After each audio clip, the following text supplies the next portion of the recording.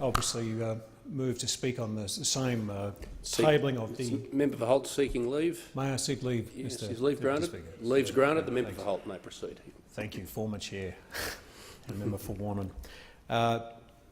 Speaker, I have pleasure in rising to speak and support my friend and colleague, the chair of the Parliamentary Joint Committee on Intelligence and Security, in discussing the relisting of the terrorist organisations and the redeclaration of Mosul.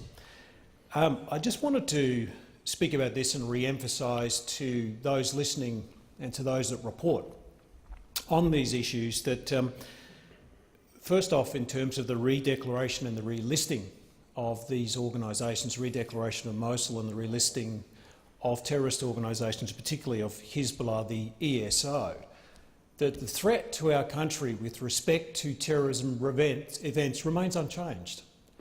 And I guess if we could when we discuss these relistings, we seem to discuss these things in some form of ether to some extent. But whilst we discuss it in this comfortable place, what happens is that the men and women of our security organisations and our police force continue to protect our community. And I think we should be making and thanking them for the work that they do and continue to do. For those that are listening that think that this is a tick and flick process or a process that the committee doesn't take very seriously, I'd reassure them that we actually do. And why we do is because, as I re-emphasise to this House again and to those listening, even up in the gallery, the threat of terrorism remains unchanged in this country. And I think when we have discussions about terrorism events and about the potential harm to the community, I can say that if our agencies weren't doing the work that they're doing, and our police forces, the AFP and their local police forces were not doing the work they were doing, we would be experiencing terrorism events in this country.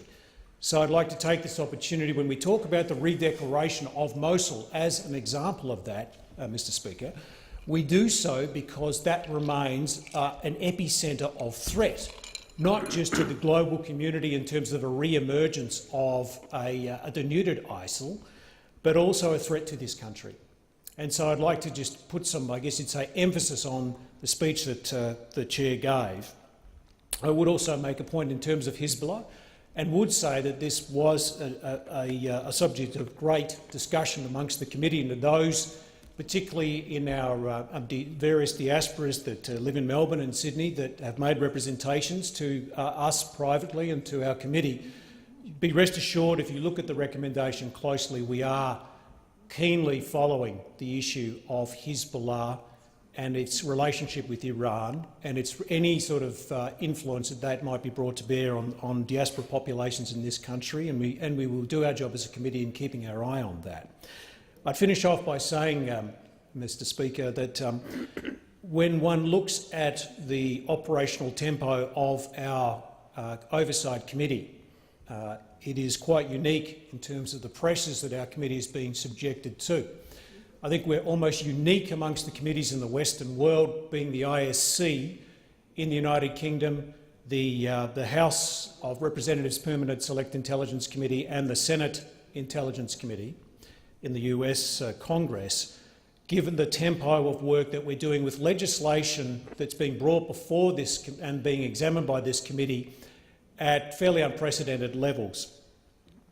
I'd like to say also that, that it's essential, I would say, having been chair of this committee and now deputy chair, that particularly when we look at laws that are coming before us, as we will be looking in forms of counter-espionage, the espionage and foreign influence and transparency scheme, that bipartisanship remains.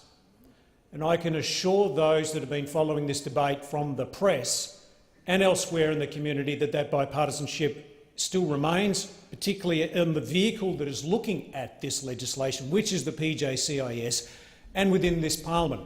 Let me say this, that if we do not have bipartisanship on this particular issue, on the bills that will come before this parliament, that will be to this nation's disinterest.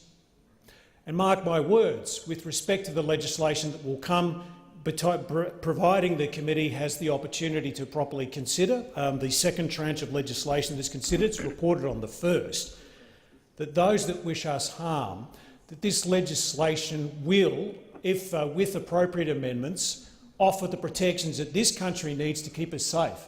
I would also note, Mr Speaker, that there are those that represent other countries that make comments about our country bringing laws into our nation's parliament to protect the Australian people.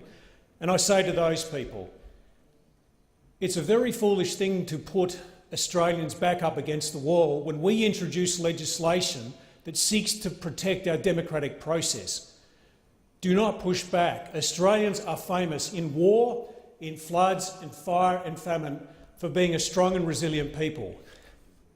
We have a right to introduce laws into our parliament that protect our democracy.